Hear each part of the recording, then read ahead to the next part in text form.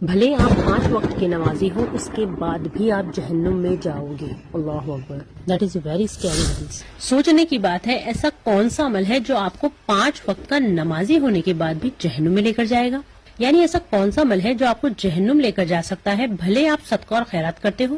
ایسا کون سا عمل ہے جو آپ کو جہنم لے جا سکتا ہے بھلے آپ حاجی ہو. ایسا کون سا عمل ہے جو آپ کو جہنم لے جا سکتا ہے بھلے آپ پورے رمضان کے روزے رکھتے ہو. اللہ اکبر.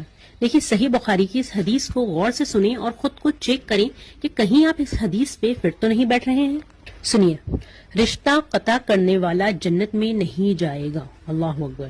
It is not something that to be taken lightly.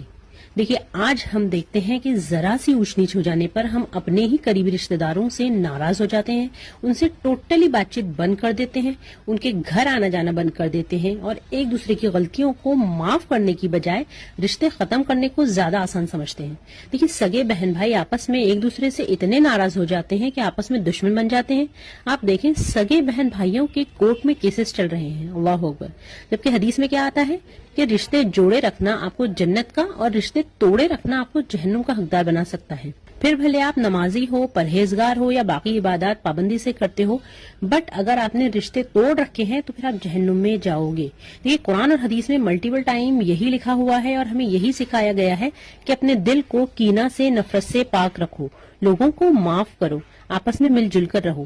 ہمارے یہاں اتنی ایزیلی معمولی باتوں پر یعنی مائلڈ آرگیومنٹس ہونے پر بھی ہم رشتے ختم کر دیتے ہیں, جیسے رشتے کوئی میٹر ہی نہیں کرتے, جیسے ایسا کرنے سے جنت الفردوس میں داخل کر دیے جاؤ گے, جیسے رشتہ قطع کرنے کی وجہ سے ان پہ سے عذاب قبر ہٹا دیا جائے گا.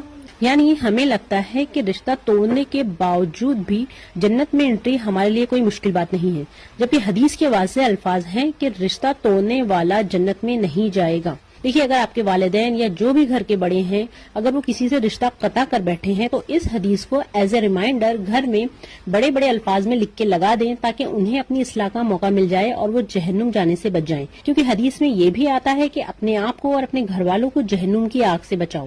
تو آپ اپنے آپ کو اور اپنے گھر والوں کو جہنم کے VIP ڈپارٹمنٹ میں جانے سے بچائیں اور جس سے بھی ناراضگیاں چل رہی ہیں انہیں اللہ کی خاطر معاف کر دیں. ورنہ کیا فائدہ جنت اتنی بڑی ہونے کے باوجود بھی اس میں ہمارے لیے کوئی جگہ نہ ہو.